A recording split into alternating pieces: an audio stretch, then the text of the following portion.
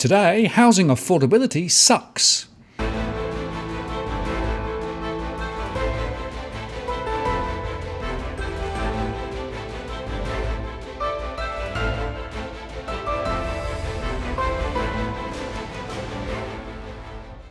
Hello again, it's Martin North from Digital Finance Analytics, with the latest post covering finance and property news with a distinctively Australian flavour. Demographia have released their 16th annual survey of comparable housing affordability using their average price and average income data across more than 300 locations.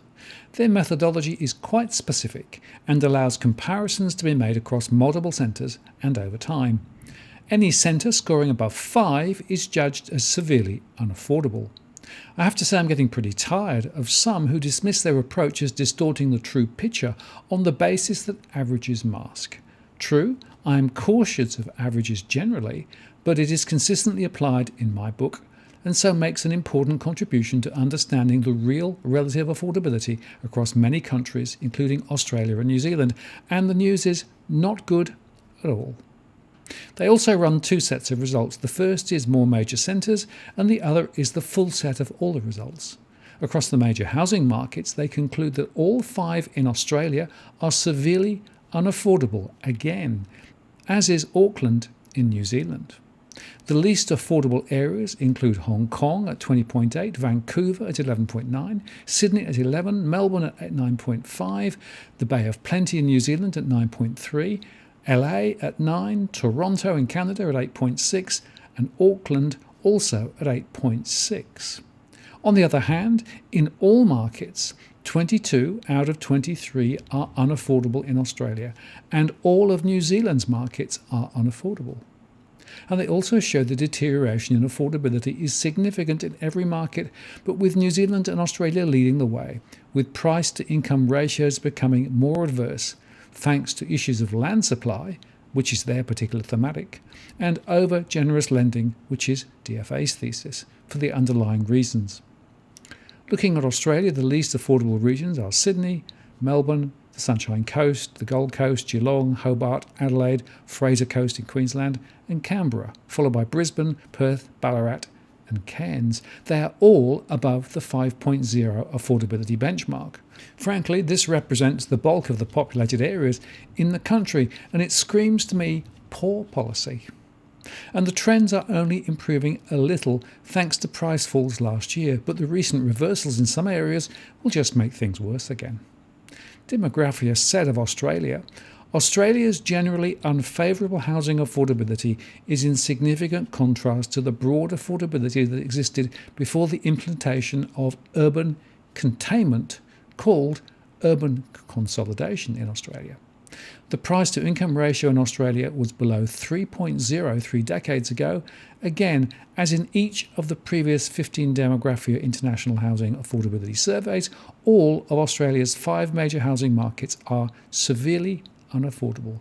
Even so, housing remains severely unaffordable in all of the major markets and by a substantial margin in Sydney and Melbourne.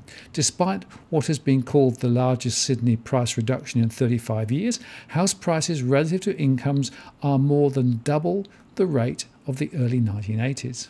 In Sydney and Melbourne, median income households need at least 3 years more income to pay for the median price house than back in 2004, when the first survey was published. The OECD expressed the following assessment of the housing market in Australia back in December 2018. Quote, Australia's housing market is a source of vulnerability. Prices have more than doubled in real terms since the early 2000s and housing debt has surged. The market has started to cool over the last year, with prices falling most notably in Melbourne and Sydney. So far, data points to a soft landing without substantial consequence for the overall economy. Nevertheless, risk of a hard landing remains. Sydney is again Australia's least affordable market with a median multiple of 11 and ranks third least overall, trailing Hong Kong and Vancouver. Melbourne has a median multiple of 9.5 and is the fourth least affordable major housing market internationally. Only Hong Kong, Vancouver and Sydney are less affordable than Melbourne. Adelaide has a severely unaffordable 6.9 median multiple and is the 14th least affordable of the 92. Brisbane has a median multiple of 6.3 and is ranked 17th least affordable, while Perth, with a median multiple of 6, is the 19th least affordable major housing market in this year's Demographia survey. Overall, Australia's housing market has a severely unaffordable median multiple of 5.9, and there is only one affordable market, which is Gladstone in Queensland, with a median multiple of 2.8. Overall, 14 markets in Australia are rated severely unaffordable. The least affordable are the Sunshine Coast in Queensland at 8.4 and the Gold Coast in Queensland at 8. Australia's high house prices have increased the cost and demand for subsidised housing. The Australian Housing and Urban Research Institute estimates that current housing need in Australia to be 1.3 million households and is expected the need to worsen. And a parliamentary briefing book found that the stock of social housing is not increasing at a sufficient rate to keep up with demand, and waiting lists for social housing remains long. In New Zealand, all markets, including Auckland, Christchurch and Wellington, are unaffordable. The trends are also showing that affordability remains a strategic issue. Demographia said, in New Zealand, as in Australia, housing had been affordable until approximately a quarter of a century ago.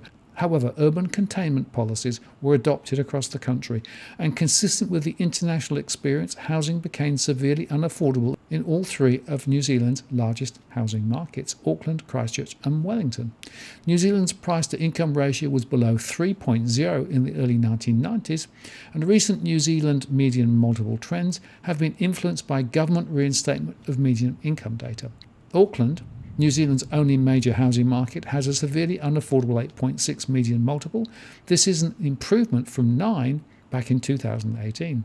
Even so, Auckland's housing affordability has deteriorated from a median multiple of 5.9 in the first survey, thus adding nearly 3 years in pre-tax median household income to the house prices. Auckland is the 6th least affordable among the 92 major housing markets and has been severely unaffordable in all 16 Demographia international housing affordability surveys.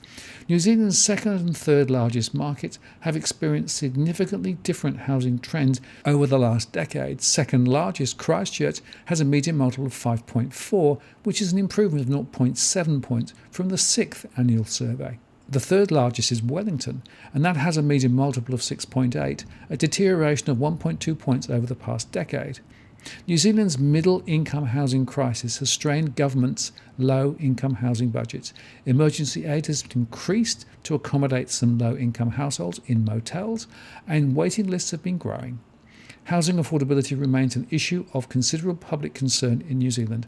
The latest IPSOS New Zealand Issues Monitor from November 2019, with 62% respondents believing that they cannot afford to purchase a house in their own market. Housing affordability has been a principal issue from the time of the lead-up to the 2008 election and the Parliament's 2007-8 Commerce Committee Housing Affordability Inquiry. Nationals then housing spokesman and later Minister Phil Heatley toured the United States and the United Kingdom prior to the election to study housing. The Labour Party-led coalition government's urban growth agenda calls for intensified residential development, both greenfill and infill. This includes the abolishment of the Auckland urban containment boundary. The government is also proceeding with plans to reform infrastructure finance to rely on debt to be serviced by residents of new developments rather than public expenditures. During the December 1st reading of the Infrastructure Funding and Financing Bill, Urban Development Minister Twyford acknowledged the broad political support for the bill. Just prior to this, the Urban Development Bill was introduced in Parliament. Twyford addressed the Government Economics Network conference in December, reiterating the government's commitment to improving housing affordability.